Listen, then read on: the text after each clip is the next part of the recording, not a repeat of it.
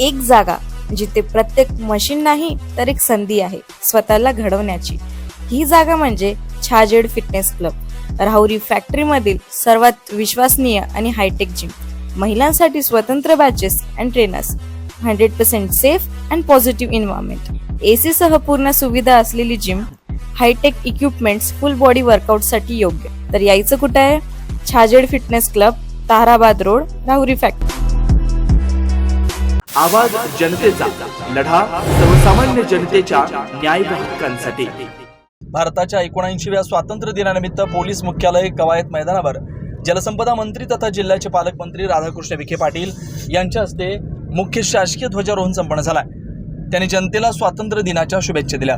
यावेळी जिल्हाधिकारी डॉक्टर पंकज आशिया, जिल्हा पोलीस अधीक्षक सोमनाथ घारगे, जिल्हा परिषदेचे मुख्य कार्यकारी अधिकारी आनंद भंडारी, महानगरपालिका आयुक्त डॉक्टर यशवंत डांगे, उपवनसंरक्षक धर्मवीर साळ विठ्ठल आदी तसेच विविध विभागाचे वरिष्ठ अधिकारी, स्वातंत्र्य सैनिक, माजी सैनिक, लोकप्रतिनिधी, अधिकारी, कर्मचारी, नागरिक व शालेय विद्यार्थी उपस्थित होते. पालकमंत्र्यांच्या हस्ते पुरस्कार व धनादेश वितरण तसेच उत्कृष्ट अधिकारी कर्मचाऱ्यांचा सत्कार करण्यात आला. यामध्ये सेना दलात कार्यरत असताना वीरमरण आलेले शहीद जवान रामचंद्र लहू साठे, रामदास साहेबराव बढे व संदीप पांडुरंग गायकर यांच्या कुटुंबियांना प्रत्येकी 1 लाख रुपयांचा मदतीचा धनादेश देण्यात आला. मे महिन्यात झालेल्या अतिवृष्टी जीवाची पर्वा न करता 2 महिलांना व इतर नागरिकांना जीवदान देणारे सहाय्यक पोलीस निरीक्षक प्रल्हाद गीते, पोलीस कॉन्स्टेबल नितीन गांगुर्डे व अन्सार शेख यांचा विशेष सन्मान झाला. 100 दिवसांच्या विशेष कार्यालयीन सुधारणा मोहिमेअंतर्गत उल्लेखनीय कामगिरी करणाऱ्या 23 अधिकारी कर्मचाऱ्यांचा गौरव करण्यात आला. महाराष्ट्र लोकसेवा हक्क अधिनियमाअंतर्गत जिल्ह्यातील उत्कृष्ट कामगिरी करणाऱ्या 49 अधिकारी कर्मचाऱ्यांचा सन्मान झाला.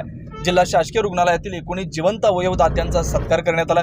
तसेच शिष्यवृत्ती 2025 मध्ये राज्यस्तरीय गुणवत्ता यादीत स्थान मिळवणाऱ्या जिल्ह्यातील 18 विद्यार्थ्यांचा गौरव करण्यात आला. जिल्हा परिषद आरोग्य विभागात शासनाकडून प्राप्त 5 शववाहिकांचं लोकार्पणही करण्यात आलं.